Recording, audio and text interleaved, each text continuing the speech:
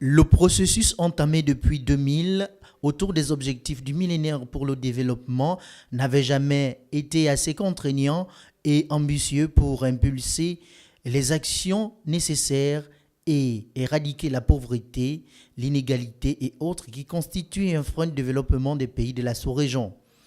Après le sommet de l'Union africaine de la coalition Action 2015 à Addis Abeba, où le Gabon a été fortement représenté pour faire entendre sa voix par des organisations engagées dans la campagne. Dans le même optique, Attaque Action Gabon 2015 n'a jamais baissé les bras et continue dans la sensibilisation, l'édification et tient encore des ateliers pour mieux faire comprendre les tenants et les aboutissants des OMD.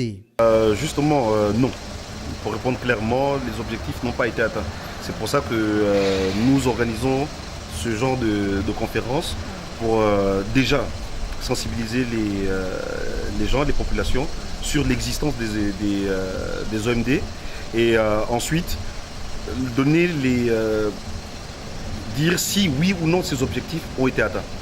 Et pour le moment, et c'est un constat amer, les objectifs n'ont pas été atteints.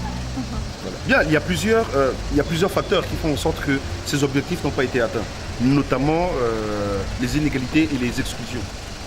Voilà. Ça, c'est l'un des facteurs qui nous montre qu'il y a encore beaucoup à faire par rapport aux objectifs qui ont été fixés. D'abord, c'est commencer à resensibiliser les gens. Parce qu'on s'est rendu compte que beaucoup de gens ne savaient pas ce que c'était d'abord ces objectifs. Déjà leur dire que l'ONU a mis en place ce programme. Déjà que les gens comprennent ça.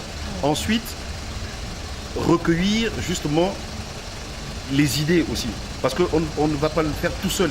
C'est aussi parler avec les gens, voir les partenaires sociaux et leur dire ça a été mis en place. Nous, à notre niveau, qu'est-ce qu'on doit faire?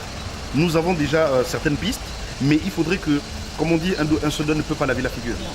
Donc, par rapport à ça, nous allons aussi voir avec des partenaires sociaux, avec certaines institutions comme le Conseil économique et social, pour pouvoir mettre en place une politique nationale par rapport à ces objectifs.